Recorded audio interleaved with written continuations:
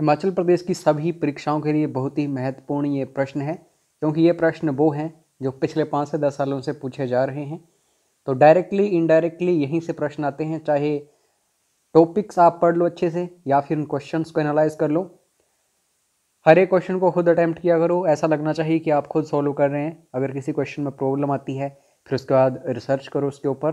पहला क्वेश्चन है, as per census 2011 area wise rank of Himachal Pradesh in India is.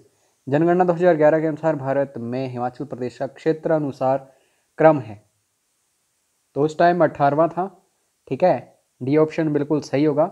यहाँ पे बोला गया था जो एरिया है उसके हिसाब से, लेकिन अब आपको पता है कि J&K एक स्टेट नहीं है, टूट चुका है। तो अब नेक्स्ट टाइम जब जनगणना होगी तो ये आंकड़े कुछ और होंगे, तो ये भी आपको ध्यान में रखनी है बात। Which is the largest natural lake of Himachal Pradesh. एक आता है नेचुरल लेक वाला क्वेश्चन और एक आता है मैन मेड लेक वाला, बिगेस्ट या फिर लार्जेस्ट। तो लार्जेस्ट नेचुरल लेक आपको मिलेगी रेणुका लेक। कहाँ पे है ये दोस्तों? सिरमौर में है। मैन मेड पूछ ली जाए तो आप गोविंद सागर लेक याद रखना। ये कहाँ पे है? यह बिलासपुर में है। अब आप सभी के लिए मेरा क्वेश्चन है, महाराणा प्रताप सागर लेक कहाँ पे है, किस जिले में है? कमेंट करके बताना। नेक्स्ट क्वेश्चन है, Gasota fair is celebrated in which district of Himachal Pradesh. Nalbari fair पूछा जाता है तो आप सीधा आंसर करते हैं बिलासपुर। पशुओं से संबंधित वो मेला है, इतिहास उसका ये रहा है। इसी तर्ज पर हमीरपुर में गसोता फेयर हमें देखने को मिलता है। तो इसका ए ऑप्शन सही होगा। कमेंट करके बताना, सिप्पी फेयर जो है ये किस जिले में मनाया जाता है? सिप्पी फेयर। जो भी मैं यहाँ पे आपको टॉपिक्स बता रहा हूँ उनको जरूर देखो। जैसे कि हमने यहाँ पे लेक्स वाला एक टॉपिक देखा, यहाँ पे फेयर वाला, यहीं से क्वेश्चंस आते हैं बार बार। Next question, Shobha Singh art gallery is located at which place in Himachal Pradesh. Shobha Singh art gallery आपको पालमपुर कांगड़ा में देखने को मिलती है, लेकिन यहाँ पे जगह पूछी गई है स्पेशल, तो अंद्रेटा, डी ऑप्शन सही है। कमेंट करके बताना, रोरिक आर्ट गैलरी कहाँ पे है, किस जगह पे है? जिला भी बता सकते हो, पार्टिकुलर प्लेस भी बता सकते हो, लेकिन कमेंट जरूर करो, इससे आपका ही नॉलेज बढ़ेगा। Murungla mountain peak is located in which district of Himachal Pradesh. Himachal Pradesh के इस जिले में मुरंगला पहाड़ी चोटी स्थित है। दोस्तों जो HPGK का कोर्स है हमारा, उसमें ये सारी चीज़ें डिस्कस की हुई हैं, जितनी भी चोटियाँ हैं एंड सोन। तो हमने उसमें ये डिस्कस किया था कि मुरुंगला जो है ये हमें लाहौल स्पीति में देखने को मिलती है। काफ़ी एक हाइट पर ये चोटी है लाहौल स्पीति की। तो ए ऑप्शन इसका बिल्कुल सही होगा। कमेंट करके बताना, भीम घसुतड़ी ये चोटी कहाँ पे हमें देखने को मिलती है? उसके बाद नेक्स्ट क्वेश्चन, बल वैली। बल वैली बहुत इंपॉर्टेंट है, क्योंकि दोस्तों इस वैली के बीचों बीच नदी बहती है और इस तरफ की जो ज़मीन है वो भी उपजाऊ है और इस तरफ की भी। बल घाटी हमें मंडी में देखने को मिलती है, सी ऑप्शन बिल्कुल सही होगा। शिवालिक और दून इस एरिया के बीच में ये पड़ती है। दून क्या होता है? दून होता है एक मिड हिमालय वाला एरिया होता है, और उसके बीच का जो एरिया है और शिवालिक के बीच का ये होता है दून। तो ये जो बल वैली है ये दून और शिवालिक दोनों एरियाज में आती है। जो शिमला का रिज है वहाँ से शुरुआत होती है एंड सो ऑन। तो बल वैली जो है आपको मंडी में देखने को मिलती है। चौंतड़ा वैली, चौहार वैली, ऐसे क्वेश्चंस नॉर्मली बनते हैं एग्जाम्स में, तो ऐसे सभी पढ़ो, वैलीज इंपॉर्टेंट हैं।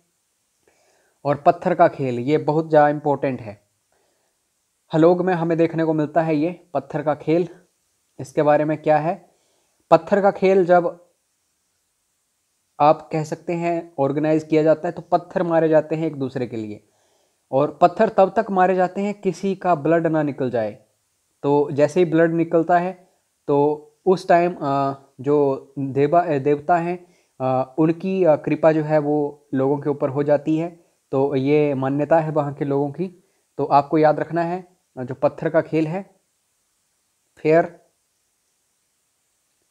हलोग शिमला में मनाया जाता है। फेमस पर्सनैलिटी किंकरी देवी, इनको दोस्तों झांसी अवार्ड भी मिला हुआ है इनकी जो वीरता है उसके लिए। तो महान वीरांगना रही हैं हिमाचल के इतिहास में। तो इनका संबंध जो है किस जिले से है? किंकरी देवी। तो इनका संबंध सिरमौर से है। और इनका काम क्या था? जो अवैध खनन हमें देखने को मिलती थी सिरमौर वाले एरिया में या इसके आसपास, तो उसको इन्होंने रोकने में जी जान लगाई थी, अपनी ज़िंदगी तक कुर्बान करने की सोची थी प्रकृति के लिए, क्योंकि इन्हें पता था कि अगर खनन ऐसे ही जारी रहा तो मुश्किल आ सकती है आने वाले टाइम में। तो इसी के चलते काफ़ी फेमस है हिमाचल में। बी ऑप्शन बिल्कुल सही होगा। Next question, first women of Himachal Pradesh to represent in Lok Sabha. Lok Sabha में हिमाचल प्रदेश का प्रतिनिधित्व करने वाली प्रथम महिला। तो इन सभी ऑप्शंस को बड़े ध्यान से देखो, फिर आपको पता चलेगा। तो फर्स्ट टाइम हेल्थ मिनिस्टर कौन बनी थी इंडिया की, इंडियन गवर्नमेंट की? राजकुमारी अमृत कौर। शिमला से इनका संबंध है। तो सी ऑप्शन बिल्कुल सही है। आज के टाइम में क्वेश्चन आ जाए कि हिमाचल की आज के टाइम में लोकसभा में कौन है, एमपी कौन है, तो आप प्रतिभा सिंह आंसर कर सकते हैं। नेक्स्ट क्वेश्चन है शिंका माउंटेन पास। शिंका माउंटेन पास जो है ये दो एरियाज़ को कनेक्ट करता है।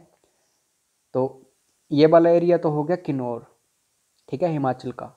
लेकिन ये वाला एरिया जो है ये कौन सा है? तो ये गढ़वाल है, उत्तराखंड का। तो ये क्वेश्चन बहुत इंपॉर्टेंट बन जाता है। जो क्वेश्चन इजी हैं, जो आपने पढ़े हुए हैं, उनको तो याद करने की भी ज़रूरत नहीं, क्योंकि वो तो ऑलरेडी आपको याद हैं। याद करने वाले क्वेश्चंस ये होते हैं, कहीं पे नोट डाउन करो, नोट्स बनाओ, जैसे एग्ज़ाम हो तो रिवाइज करो इनको। तो शिंका माउंटेन पास आपको याद रखना है। उसके बाद नेक्स्ट क्वेश्चन है founder of Bushahr princely state of Himachal Pradesh was. तो बुशहर प्रिंसली स्टेट जो है क्यों इंपॉर्टेंट है? क्योंकि जब हम हिंदू धर्म की बात करते हैं तो भगवान कृष्ण, उनको जरूर याद करते हैं। तो उनके जो पुत्र थे प्रद्युम्न, उन्होंने बुशहर जो रियासत है उसकी स्थापना करी थी। तो आपको ये याद रखना है, ये ऑप्शन बिल्कुल सही होगा। इंपॉर्टेंट क्वेश्चन है। चंदेरी फोर्ट्रेस, चंदेरी गढ़, ये कहाँ पे है हिमाचल प्रदेश में? तो एक क्वेश्चन फोर्ट से जरूर बन रहा है आज के टाइम में, अगर आप एनालाइज करो क्वेश्चन पेपर्स को। और क्वेश्चन पेपर्स को एनालाइज करने का यही तरीका है। अगर आप सिर्फ क्वेश्चंस ही रटते चले जा रहे हो तो आने वाले टाइम में आपको प्रॉब्लम जरूर होगी। लेकिन टॉपिक्स निकाल के पढ़ोगे, एनालाइज करके अच्छे से रिवाइज करोगे, बार बार नोट्स बनाओगे, तो एक दिन आपका एग्ज़ाम जरूर निकलेगा, चाहे थोड़ा लेट निकलेगा लेकिन निकलेगा जरूर। तो ये चांदपुर में है, बी ऑप्शन बिल्कुल सही होगा। चंदेरी फोर्ट्रेस जो है आपको चांदपुर में देखने को मिलता है। बाकी कमेंट करके बताना ज़रा, ये चांदपुर जो है चंदेरी फोर्ट्रेस के लिए जो फेमस है, ये कहाँ पे है, किस ज़िले में है? मोहम्मद बिन तुगलक, इसने दोस्तों नगरकोट जो है उसको कब कैप्चर किया था? मोहम्मद बिन तुगलक, फिरोज शाह तुगलक, ये दोनों बाप बेटा हैं। सबसे पहले बाप जो है ये आया था 1337 ईस्वी में। तो इस टाइम पृथ्वी चंद जो है ये कांगड़ा का शासक था। इसका पुत्र फिरोज शाह तुगलक आया, कब आया? 1365 ईस्वी में। तो उस टाइम राजा रूपचंद क्या था? रूलर था कांगड़ा का। तो सही आंसर जो होगा मोहम्मद बिन तुगलक वाला वो होगा 1337। लेकिन कभी फिरोज शाह तुगलक पूछ लिया जाए तो 1365 आपको याद रखना है। धामबाड़ी सुंडा हाइड्रो इलेक्ट्रिक प्रोजेक्ट, अब ये टॉपिक बहुत इंपॉर्टेंट है। जो पावर प्रोजेक्ट्स हैं हिमाचल में उनको जरूर देखो, और जो इजी हैं उनको याद मत करो, वो तो आपको याद है, भाखड़ा हो गया या फिर बाकी जो है, आपको सिर्फ वो याद करने जो टफ हैं, क्योंकि टफ ही एग्जाम्स में आजकल आ रहे हैं। धामबाड़ी सुंडा जो है ये हिमाचल प्रदेश की किस नदी के ऊपर बनाया गया है? तो ये यमुना के ऊपर बनाया गया है। डी ऑप्शन बिल्कुल सही होगा। और कमेंट करके ये बताना धामबाड़ी सुंडा जो है किस जिले में है, यहाँ से क्वेश्चंस भी बनते हैं। Next question, which is the highest village in the world, पूरी दुनिया में सबसे हाईएस्ट या फिर सबसे ऊंचा जो गांव है वो हमारे हिमाचल प्रदेश में ही है। और इन ऑप्शंस को देख के आपको पता चलेगा। तो ये किब्बर है, ये ऑप्शन सही है। अगर इन फ्यूचर इंडियन गवर्नमेंट जो है या हिमाचल सरकार जो है ये और ज़्यादा गांव बसाती है, जैसे लाहौल स्पीति के ऊंचे ऊंचे स्थानों पर। तो आंसर कुछ और अलग हो सकता है। करंट अफेयर्स के साथ आपको जुड़े रहना है, लेकिन ऑप्शंस को देख के, इन सभी ऑप्शंस को देख के किब्बर सही आंसर होगा। और किब्बर वाइल्ड लाइफ सेंचुरी जो है वो सबसे बड़ी वाइल्ड लाइफ सेंचुरी है हिमाचल में, याद रखना। क्वेश्चन आता है। नेक्स्ट क्वेश्चन रीजनिंग का है। तो 583 है और उसके आगे 488 है। तो जब आप देखोगे कि कितना डिफरेंस है, तो ये 95 का है इन दोनों में। फिर उसके आगे 293 है। तो आप नज़दीक का ढूंढिए कोई, इन सभी को ध्यान से देखो, ठीक है, ऑप्शंस को, और इसके नज़दीक का ही होना चाहिए। तो 387 को जब आप देखोगे तो 94 का डिफरेंस है। तो ये सही आंसर होगा सी ऑप्शन। अब उसके बाद एक वर्ड दिया गया है फॉरगेट, और इसमें बोला गया है कि जब अल्फ़ाबेटिकल ऑर्डर में लिखेंगे, जैसे इन सभी को ध्यान से देखो, इनमें से सबसे पहले कौन सा आएगा? इनमें सबसे पहले आएगा ई, उसके बाद क्या आएगा? उसके बाद आएगा एफ, फिर उसके बाद क्या आएगा? जी, उसके बाद कौन सा आएगा? ओ, फिर उसके बाद कौन सा आएगा? आर, फिर कौन सा आएगा? टी। तो अब इनका बोलने का मतलब क्या है कि हमें देखना है कि इनमें कौन सा ऐसा लेटर है वो ऐसा ही रहा, जो चेंज नहीं हुआ। तो ई की वैल्यू चेंज हो, एफ ये भी चेंज हो गया, ओ जो है इसका भी प्लेस चेंज हो गया, आर जो है इसका भी चेंज हो गया, जी जो है इसका भी चेंज हो गया, एफ जो है इसका भी, लेकिन टी का नहीं हुआ। तो सही आंसर 1 हो जाएगा। और दोस्तों ये जो क्वेश्चन है ये कोडिंग डिकोडिंग है। जैसे कि 123 जो है इसका मीनिंग क्या है? ब्राइट लिटल बॉय, ठीक है। उसके बाद 145 जो है इसका मतलब है टोल बिग बॉय। फिर उसके बाद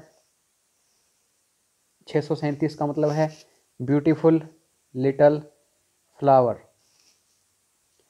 तो इसमें कॉमन ढूंढने होते हैं, जैसे कि आप यहाँ पे देख रहे हो वाई यहाँ पे भी है, यहाँ पे भी है। तो यहाँ पे क्या क्या कॉमन है इसमें और इसमें? तो एक कॉमन है। तो यहाँ पे बिग जो है, बॉय जो है, उसके लिए एक निकल के सामने आ गया। तो ऐसे डिकोड करना होता है, कॉमन निकालने होते हैं। तो यहाँ पे पूछा गया है कि ब्राइट जो है उसके लिए हम क्या यूज़ करेंगे। तो ब्राइट के लिए यहाँ पे 2 निकल के सामने आ रहा है, ठीक है। तो इसको सोल्व करने की कोशिश करना, अगर कोई प्रॉब्लम आएगी तो व्हाट्सएप जरूर कर लेना एक बार, ठीक है। हालांकि इजी है, मैंने आपको बता दिया कॉमन निकालने होते हैं इसमें, और इसमें क्या क्या कॉमन है और इसमें क्या कॉमन है, ठीक है। बाकी करंट अफेयर्स जो हैं इनका तो कोई मतलब ही नहीं बनता अगर मैं इनको भी डिस्कस करूं प्रीवियस ईयर वाले। तो लेटेस्ट अगर आपको कम से कम 5 या 6 महीनों के करंट अफेयर्स चाहिए हो, सपोज करो कि आपका जनवरी में कोई एग्ज़ाम है, फरवरी में कोई एग्ज़ाम है, या फिर आने वाले टाइम में, तो उन्हीं करंट अफेयर्स में से क्वेश्चंस 100% आ जाएंगे। तो एक बार व्हाट्सएप कर लेना करंट अफेयर्स के लिए। बाकी कोर्सेज वगैरह भी चल रहे हैं हर एक एग्ज़ाम के लिए हिमाचल के, तो उनकी जानकारी भी आप ले सकते हैं। अब history, geography, polity, economy, science वगैरह वगैरह के क्वेश्चन हैं, इनको फटाफट से डिस्कस करेंगे, ज़्यादा टाइम वेस्ट करेंगे नहीं। ऐसा वेद जो डील करता है जो सेक्रीफाइस है उससे, कौन सा वेद यज्ञों की निष्पादन प्रक्रिया में संबंधित है? तो यह है दोस्तों यजुर्वेद। उसके बाद फाउंडर ऑफ जैनिज्म, तो किसने स्थापना की है? तो ये है पहले तीर्थंकर ऋषभदेव। और कमेंट करके बताना जरा महावीर जो हैं ये कौन से तीर्थंकर थे। उसके बाद ऐसा रूलर जिसने सन टेम्पल बनवाया है कोणार्क का। कोणार्क सन टेम्पल बहुत फेमस है ऑल इंडिया लेवल पर। तो सही आंसर है नरसिम्हादेव एक, इन्होंने कोणार्क सन टेम्पल बनवाया है। उसके बाद बाबर का पुत्र कौन था? तो ये तो बच्चों वाला क्वेश्चन था, आप सभी को पता है जो बाबर है उसका पुत्र हुमायूं था। जरूरी नहीं कि सिर्फ बाबर ही पूछा जाएगा, हुमायूं भी पूछ लिया जाएगा। कम से कम 6 मुगल तो आपको याद होने ही चाहिए, जो पहले 6 हैं वहाँ से क्वेश्चन बनते हैं। Anglo Sikh war took place in which year? First पूछा गया है, 2-3 हुए हैं, 3 तो आपको याद होने ही चाहिए, लेकिन 3 ना याद करो, फर्स्ट जरूर याद कर लो। तो पहली बार लड़ाई हुई थी हैदर अली और अंग्रेजों के बीच में कब? 1845-46 में। ये ऑप्शन सही है। In which session of Congress the Indian National Congress and Muslim League were once again united. Mohammad Ali Jinnah, नाम याद रखो। ये ऐसा बंदा था, बहुत ही अच्छा बंदा था। इसने इकट्ठे कर दिए थे किसको किसको, चाहे मैं मुस्लिम लीग की बात करूं, चाहे इंडियन नेशनल कांग्रेस की बात करूं, या फिर इंडियन नेशनल कांग्रेस में ही नरम दल गरम दल। तो एक सेशन हुआ था लखनऊ सेशन 1916 में, लेकिन इस बंदे का इतना दिमाग खराब हुआ कि लास्ट में इसने पाकिस्तान ही बनवा दिया। तो ये डिपेंड करता है, देख लो, स्टार्टिंग में इंसान अच्छा होता है लेकिन बाद में बुरा बन जाता है, उसका पता भी नहीं चलता। तो सी ऑप्शन बिल्कुल सही है। उसके बाद कोलट्टम, इम्पोर्टेंट, जो फोक डांसेज हैं उनको जरूर पढ़ो। Kolattam is a folk dance of which state? तो कोलट्टम जो है ये तमिलनाडु में परफॉर्म किया जाता है, बी ऑप्शन सही है। Which is the coldest planet, सबसे ठंडा ग्रह? तो ये कौन सा है जो सबसे दूर होगा? तो नेपच्यून, सूर्य की रोशनी पहुंचेगी ही नहीं उस तरीके से। बोरा क्या है? तो बोरा दोस्तों एक स्थानिक पवन है, लोकल विंड है। कहाँ पे बहती है, किस एरिया में? कमेंट करके जरूर बताओ। अगर पता नहीं है तो जरूरी नहीं कि आपको पता ही होना चाहिए, क्योंकि हर किसी को हर कुछ पता नहीं हो सकता, लेकिन रिसर्च जरूर करो, सर्च करो गूगल के ऊपर, वहाँ पे सब कुछ मिलता है। फिर कमेंट करो, जिंदगी भर आपको नहीं भूलेगा, गारंटी है। Which is an international boundary line between India and Pakistan? तो इंडिया और पाकिस्तान के बीच में रेड क्लिफ है। तो रेड क्लिफ, ट्रिक कैसे आपको ये याद रखना है, रेड, रेड मतलब खून, ब्लड।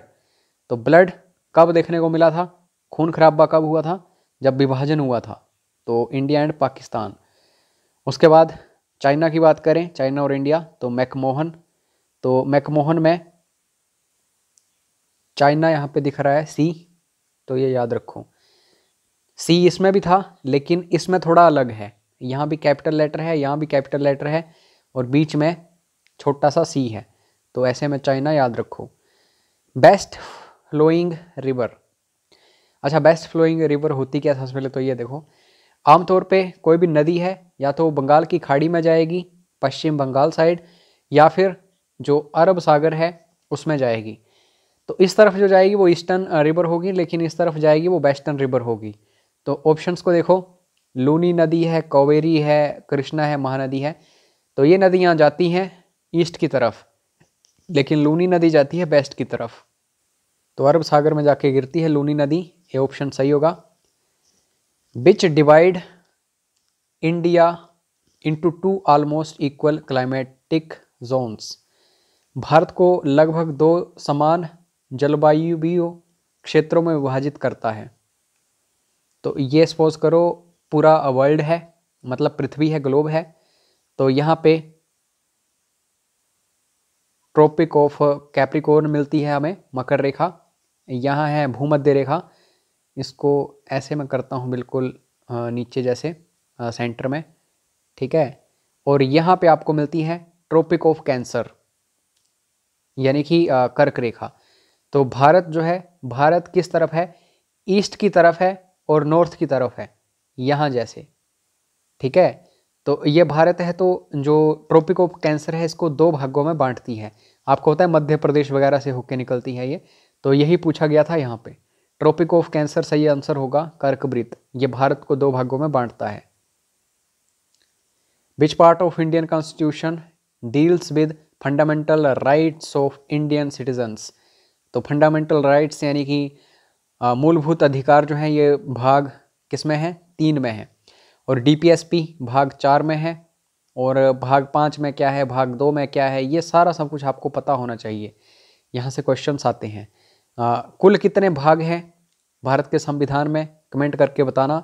इजी क्वेश्चन है, लेकिन कुछ एक स्टूडेंट्स को इसमें भी प्रॉब्लम आती है। Which is the lower house of the parliament? Upper house Vidhan Sabha Rajya Sabha है, और जो लोअर हाउस है लोकसभा और विधानसभा है। तो यहाँ पे आप ऑप्शंस को देखो, लोकसभा सही आंसर होगा। अगर पार्लियामेंट की जगह अगर स्टेट पूछा होता तो विधानसभा आप चूज़ कर सकते थे। क्वेश्चंस घुमाए जाते हैं हर एग्जाम में, तो उसी तरीके से आपको तैयार होना पड़ेगा। Who is the guardian of public purse in India? Hindi में देखते हैं, भारतीय जन कोष का अभिभावक कौन है? तो ये है कंट्रोलर ऑडिटर जनरल। मतलब अगर कोई गड़बड़ तो कर रही है सरकार, तो उसके लिए जांच कौन करेगा? Controller auditor general. अच्छा, इस टाइम कौन है कैग हमारे? और कैग जो है 148 अनुच्छेद के तहत आता है इंडिया में, ये भी याद रखो। और कमेंट करके जरूर बताना कि कैग जो है इस टाइम है कौन। करंट अफेयर्स का क्वेश्चन है ये। ब्लैक रेवोल्यूशन, हर एक क्रांति महत्वपूर्ण है, इंपॉर्टेंट टॉपिक है, चाहे व्हाइट रेवोल्यूशन हो, ब्लैक रेवोल्यूशन हो, पिंक रेवोल्यूशन हो। ब्लैक रेवोल्यूशन जो है ये किससे रिलेटेड है? तो ऑप्शंस को देखो सबसे पहले। पेट्रोलियम प्रोडक्शन, पेट्रोल कैसा होता है? मतलब जो कच्चा तेल होता है कैसा होता है? वो काला ही होता है। आप ऐसा मत, पेट्रोल को मत देखना कि वो तो ऑरेंज कलर का, येलो ऑरेंज के बीच में होता है उसका कलर एंड सो ऑन, ऐसे कुछ नहीं है। पेट्रोलियम जो है वो काला होता है जब कच्चा तेल निकल के सामने आता है। तो यही सही आंसर होगा, ब्लैक रेवोल्यूशन, ये ऑप्शन। ऑयल सीड्स येलो, बाकी नई नई चीज़ें आती हैं एग्जाम्स में, तो ये आपको अच्छे से याद रखना है। Next question, which mirror is used as looking glass? कौन सा दर्पण देखने के कांच के तौर पर प्रयुक्त होता है? तो इसका सही आंसर है प्लेन मिरर, जो बिल्कुल समतल होगा वो। बाकी जो गाड़ियाँ होती हैं बैक व्यू मिरर के लिए कौन सा यूज़ होता है, डेंटिस्ट के पास कौन सा होता है, ऐसे क्वेश्चंस हज़ारों बनते हैं। नाई के पास कौन सा होता है जो कटिंग वगैरह करते हैं, शेविंग के लिए कौन सा होता है, ये सब कुछ पढ़ के जाइएगा। ड्राई आइस इज़, ये तो बड़ा इजी क्वेश्चन है। ड्राई आइस क्या है? तो ये होता है solid carbon dioxide, C option सही है। हैवी वाटर क्या है, या फिर लिक्विड वाटर क्या है, वाटर गैस क्या है? ये क्वेश्चंस ऑलरेडी बने हुए हैं साइंस के। In human beings heart has, ये बड़ा फेमस क्वेश्चन है। तो कितने कक्ष होते हैं, कितने चैम्बर होते हैं? सही आंसर है 4 चैम्बर्स, डी ऑप्शन सही है। बाकी यहाँ पे इंग्लिश और हिंदी दी गई है, इसे सेपरेटली हम डिस्कस करेंगे, तो बाद में जब सीरीज़ स्टार्ट होगी उसको फॉलो करिएगा। बाकी कोई कोर्सेज़ वगैरह की जानकारी चाहिए हो आपको, या फिर क्वेश्चन पेपर्स ही परचेज़ करने हो 5 से 10 सालों के, तो एक बार मैसेज ज़रूर कर लेना। दोस्तों, अगर स्टडी आप मन लगा के करोगे तो फ्री ऑफ कॉस्ट भी आपको आने वाले टाइम में ये सारी चीज़ें अवेलेबल होती रहेंगी। लेकिन नीड ऑफ द आवर क्या है? टाइम कम है, इसलिए जितनी जल्दी अच्छे से स्टडी कर सकते हो करिए। बाकी मिलते हैं नेक्स्ट वीडियो में। जय हिंद, जय हिमाचल।